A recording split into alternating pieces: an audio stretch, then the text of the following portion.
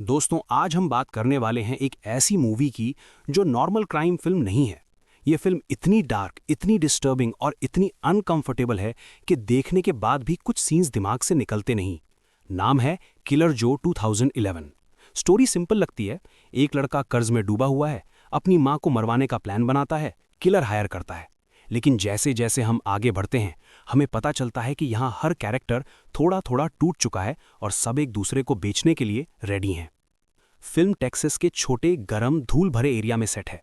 यहाँ trailer parks हैं, junk cars हैं, चीप बार्स हैं और लोग हैं जो जिंदगी से ऑलरेडी हार चुके लगते हैं।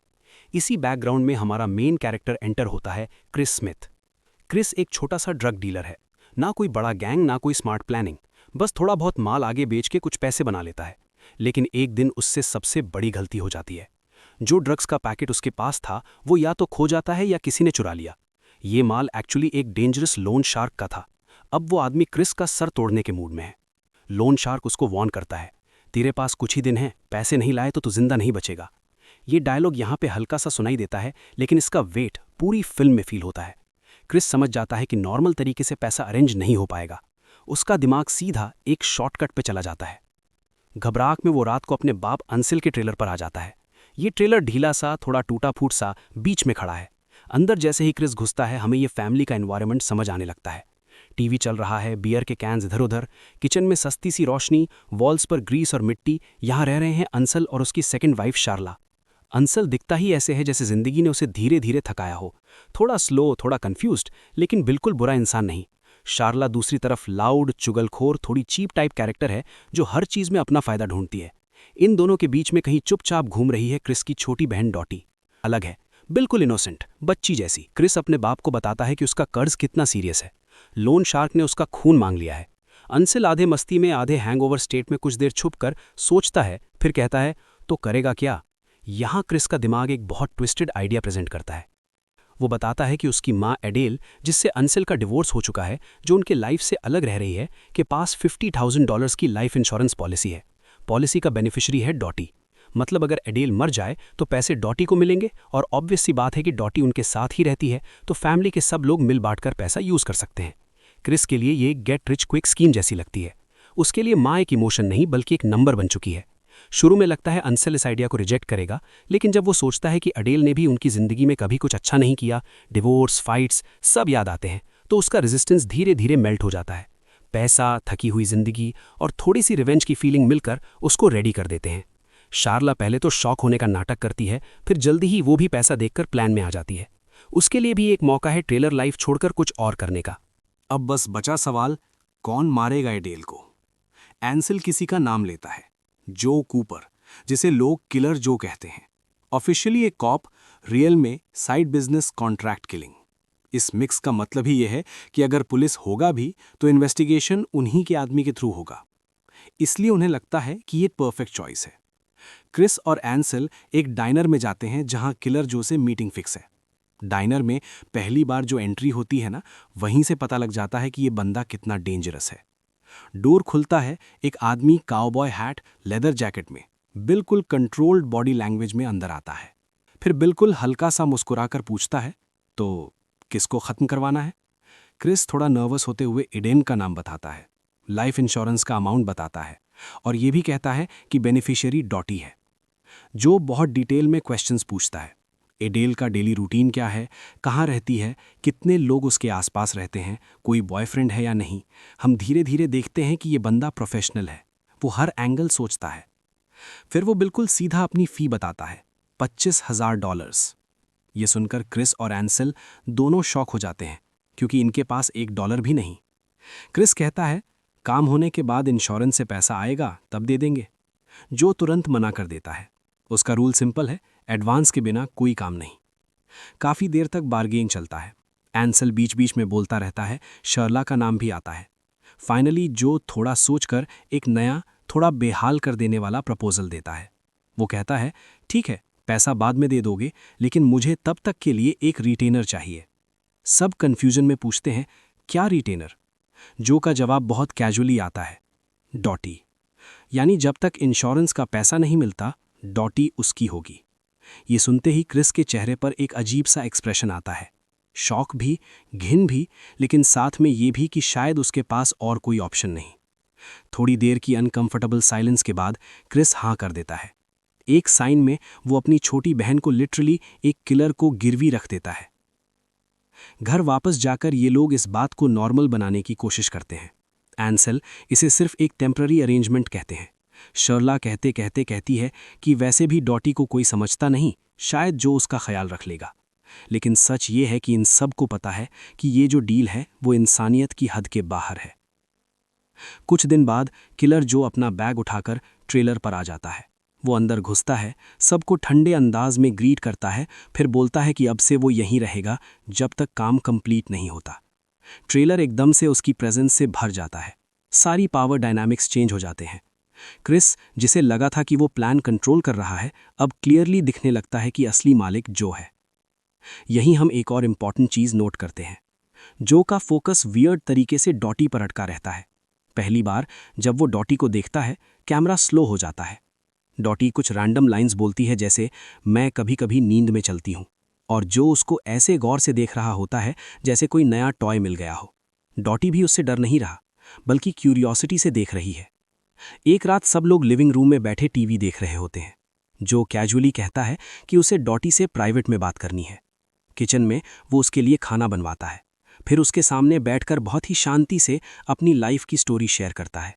पहली बार जब उसने किसी को मारा, कैसे उसको फील हुआ, कैसे उसने डिसाइड किया कि इमोशंस से दूर रहना ही सेफ है। डॉटी भी अपनी एक पुरानी ट्रॉमेटिक मेमोरी बताती है, जब उसकी माँ ने उसके गलत बिहेवियर के दौरान कुछ ऐसा किया था जिससे उसकी जान जा सकती थी। ये दोनों अपने दर्द पर कनेक्ट करते हैं। सीन बहुत हल्का सा रोमांटिक लेकिन ज़्यादा क्रीपी लगता है, क्योंकि डॉटी मेंटल एज से छोटी लगती है। उसकी इनोसेंस और जो की डार्कनेस का कॉम्बिनेशन बहुत डिस्टर्बिंग फील होता है। रात बढ़ती है, घर वाले सो जाते हैं, और किलर जो साइलेंटली डॉटी के कमरे में चला जाता है। फिल्म में यहाँ से जो होता है वो काफ़ी एक्सप्लिसिट और डिस्टर्बिंग है। तो सिंपल शब्दों में बोलें तो जो उसके साथ इंटीमेट रिलेशनशिप स्टार्ट कर देता है। डॉटी इसको प्यार, प्रोटेक्शन, सेफ्टी समझकर एक्सेप्ट कर लेती है, क्योंकि उसकी लाइफ में पहली बार कोई उससे इतना डायरेक्टली इंपॉर्टेंस दे रहा है। अगली सुबह जब क्रिस डॉटी को देखता है, उसको डाउट होता है, लेकिन वो कुछ नहीं बोलता। उसके अंदर गिल्ट जरूर है, लेकिन उसका कर्ज उसको हर बार चुप करा देता है। किलर जो अब घर में एक परमानेंट साइलेंट डेंजर की तरह रहता है। कभी टीवी देखता है, कभी गन साफ करता है, कभी डॉटी के साथ स्लो डांस करता है। ये सब देखकर हमें समझ आता है कि ये बंदा कोई सिंपल किलर नहीं, बल्कि एक साइकोलॉजिकल प्रेडेटर भी है।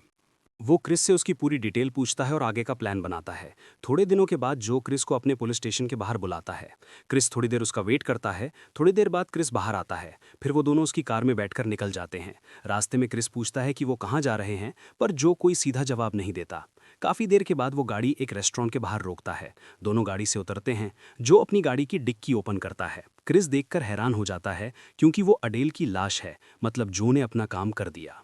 फिर वो दोनों उसकी बॉडी को पास में खड़ी एक और कार में रख देते हैं। फिर जो उस गाड़ी में पेट्रोल डालकर आग लगा देता है, ताकि ये एक एक्सीडेंट लगे। थोड़ी देर के बाद कार में एक ब्लास्ट होता है। उसके बाद दोनों वहाँ से निकल जाते हैं। नेक्स्ट मॉर्निंग न्यूज़ आती है कि अडेल की डेथ एक कार एक्सीडेंट में हो गई है। अब सब लोग वेट कर रहे हैं इंश्योरेंस मनी का। ये वही मोमेंट है जिसके लिए इतना सा प्लान बना। एक औरत मर गई, डॉटी प्रैक्टिकली बेच दी गई, सबने अपनी सोल कॉम्प्रोमाइज़ कर दी। सबको लगता है कि अब पैसे आएंगे तो लाइफ बेटर हो जाएगी, क्रिस का कर्ज उतर जाएगा, एंसेल ट्रेलर से निकल जाएगा, शर्ला कुछ और लाइफ प्लान करेगी, डॉटी को शायद जो के साथ नई लाइफ मिल जाएगी। लेकिन इस फिल्म ने यही तो दिखाना है कि लालच से बनी प्लानिंग कभी सीधी लाइन में नहीं चलती। सब मिलकर इंश्योरेंस पॉलिसी के ऑफिस जाते हैं। क्रिस और डॉटी पास वाले कैफे में वेट करते।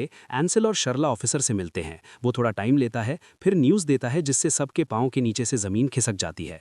पता चलता है कि जिस पॉलिसी पर ये लोग रिलाई कर रहे थे, उसमें कुछ रीसेंट चेंजेस हुए थे।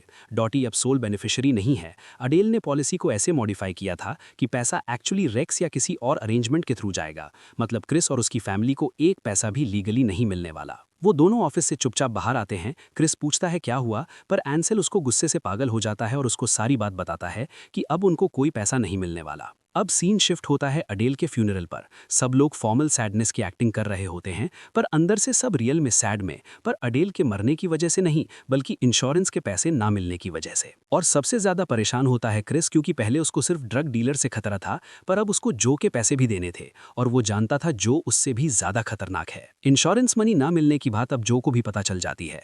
वो उसको कुछ डाउट होता है, रेक्स की गाड़ी का पीछा करता है और एक जगह उसको पकड़कर पूछताछ करता है। दूसरी तरफ क्रिस अपनी जान बचाने का इंतजाम कर रहा होता है। वो एक पिस्टल खरीद लेता है। अब इशू सिर्फ पैसे का नहीं बल्कि कंट्रोल का हो जाता है। फैमिली में सब एक दूसरे पर शक करने लगते हैं।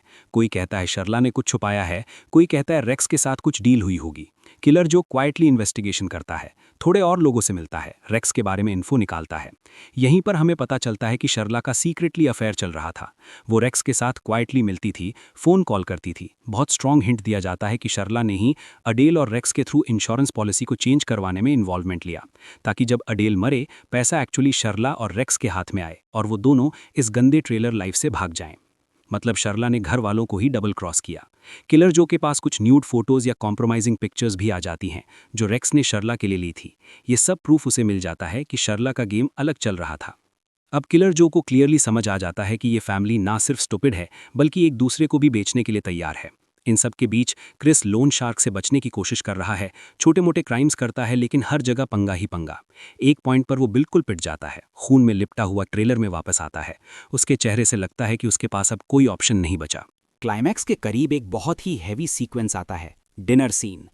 पूरे ट्रेलर में एक अजीब सी शांति है, जैसे तूफान आने से पहले की हवा। एंसेल और शार्ला बाहर से डिनर के लिए खाना लेकर आते हैं। एंसेल टेबल पर खाना लगा रही होती है, तभी वहां जो आता है। पहले वो नॉर्मली बात करता है, फिर धीरे धीरे बात आगे बढ़ जाती है, क्योंकि जो को अब शार्ला के बारे में सब कुछ पता चल चुका है। वो अब शार्ला से पूछता है कि उसको इंश्योरेंस पॉलिसी की अमाउंट में से कितना हिस्सा मिलेगा। शार्ला इनकार करती है। वो कहती है कि वो ये क्या बोल रहा है, उसको इस बारे में कुछ नहीं पता। जो अब सारी बात खुलकर बताता है। वो बताता है इंश्योरेंस पॉलिसी की नॉमिनी चेंज करने में किसका हाथ था। वो आगे बताता है उसका और रेक्स का अफेयर चल रहा था और दोनों ने मिलकर पॉलिसी का नॉमिनी रेक्स को बना दिया, ताकि वो दोनों मिलकर पॉलिसी का पैसे आपस में बांट सके। वो बताता है कि पॉलिसी का अमाउंट भी 50,000 नहीं बल्कि 100,000 है।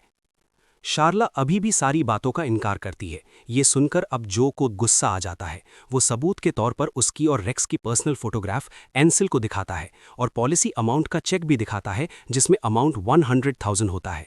ये सब देखकर एंसेल हैरान हो जाता है। शार्ला अभी सारी चीज़ों को झूठ बताता है। अब जो गुस्से से आउट ऑफ कंट्रोल हो जाता है। वो शार्ला के फेस पर पंच करता है और उसको काफ़ी ह्यूमिलिएट भी करता है। एंसेल ये सब कुछ हैरानी के साथ देख रहा होता है। तभी क्रिस की एंट्री होती है और सब मिलकर ऐसा बिहेव करते हैं जैसे कि कुछ हुआ ही नहीं। वो सब मिलकर डिनर टेबल ठीक करते हैं। क्रिस शार्ला की चोट के बारे में पूछता है तो वो झूठ बोल देती है कि उसे गिरकर चोट लग गई है। अब डॉटी भी अपने रूम से बाहर आ जाती है। सारे लोग मिलकर टेबल पर बैठ जाते हैं। जो डॉटी को डिनर से पहले की प्रेयर करने के बोलता है। सब खुशी खुशी डिनर स्टार्ट करते हैं। अब धीरे धीरे बात फिर से स्टार्ट होती है कि जो अपने फीस का अमाउंट $25,000 मांगता है। ये सुनकर क्रिस थोड़ा गुस्सा हो जाता है, क्योंकि उसके पास देने के लिए कुछ भी नहीं है। वो अपना गन जो पर तान देता है। सब हैरान हो जाते हैं और डर भी जाते हैं। तभी शार्ला टेबल पर से एक चाकू उठाकर क्रिस के कंधे में घुसा देती है। वो चिल्लाता है और गन भी उसके हाथ से गिर जाती है। तभी जो क्रिस को जमीन पर गिरा देता है और उसे बुरी तरह पीटने लगता है। स्लो मोशन जैसा फील आता है जब डॉटी टेबल के नीचे पड़ी हुई गन को उठाती है। सब लोग अभी भी एक दूसरे से जूझ रहे हैं, कोई ध्यान नहीं दे रहा। डॉटी खड़ी होती है, उसके चेहरे पर एक अजीब शांति होती है। सबसे पहले वो गन क्रिस की तरफ पॉइंट करती है। वो भाई जिसने सब प्लान स्टार्ट किया, जिसने उसे रिटेलर बनाने के लिए हाँ किया। एक लाउड शॉट होता है। क्रिस को गोली लगती है, वो नीचे गिर जाता है। ये मोमेंट बहुत शॉकिंग है क्योंकि हमें लगता था हो सकता है डॉटी पहले जो को मारे, लेकिन वो पहले अपने भाई से हिसाब लेता है। ये उसका एक साइलेंट जजमेंट है। सब कुछ तुमने शुरू किया। फिर डॉटी धीरे से गन को जो की तरफ घुमाती है। जो भी उसे सीधा देख रहा है, उसकी आंखों में थोड़ा सरप्राइज है, लेकिन साथ में एक अजीब सा प्राइड भी है, जैसे वो कह रहा हो अब तुम वाकई स्ट्रांग हो गई हो। कैमरा डॉटी के चेहरे पर क्लोज होता है। एम्यूनेशन का साउंड, हैवी ब्रीदिंग, और फिल्म यहीं पर ऑलमोस्ट कट हो जाती है। हमें क्लियर शॉट नहीं मिलता कि गोली चली या नहीं, किस पर लगी, कौन बचा, कौन मरा। एंडिंग डेलिब्रेटली ओपन छोड़ी गई है। सिर्फ इतना दिखता है कि ये डिनर, ये डील, ये परिवार सब इस पॉइंट पर आ गए जहां से वापस जाना पॉसिबल ही नहीं था। किलर जो की ये कहानी हमें ये नहीं दिखाती कि कोई हीरो है, यहाँ सब लोग किसी न किसी लेवल पर गलत हैं। क्रिस ने पैसे के लिए अपनी माँ को नंबर बना दिया, एंसल ने वीक बैकबोन के साथ सबके झूठ में हाँ मिलाई, शार्ला ने अफेयर और इंश्योरेंस पॉलिसी से सबको डबल क्रॉस किया, एडील ने अपने बच्चों को इमोशनल लेवल पर कभी एक्सेप्ट ही नहीं किया, और सबसे ऊपर किलर जो एक ऐसा इंसान है जिसको लोग हायर करते हैं क्योंकि वो सोचते हैं कि वो उनका काम करेगा, लेकिन लास्ट में वो उन्हीं की जिंदगी का मालिक बन जाता है। सबसे ज्यादा ट्रैजिक कैरेक्टर है डॉटी। उसने कुछ भी चूज नहीं किया, लेकिन हर किसी की चॉइस ने उसे बीच में फंसा दिया। पहले उसके पेरेंट्स, फिर भाई, फिर किलर जो। एंड में वो गन उठाकर शायद पहली बार अपनी लाइफ में खुद कोई डिसीजन लेती है, चाहे वो सही हो या गलत, फिल्म हमें डिसाइड करने के लिए छोड़ देती है। ये थी किलर जो की डिटेल्ड लंबी एक्सप्लेनेशन। अगर आप ध्यान से देखें तो ये सिर्फ एक मर्डर फॉर इंश्योरेंस स्टोरी नहीं, बल्कि एक वार्निंग है कि ग्रीड, स्टुपिडिटी और मॉरल वीकनेस मिलकर कितना डेंजरस बॉम्ब बना सकते हैं। कर्ज उतारने का सिंपल प्रॉब्लम इन लोगों ने इस तरह सॉल्व करना चाहा कि आखिर में सब कुछ खो दिया, फैमिली, रिस्पेक्ट, लाइफ, सब।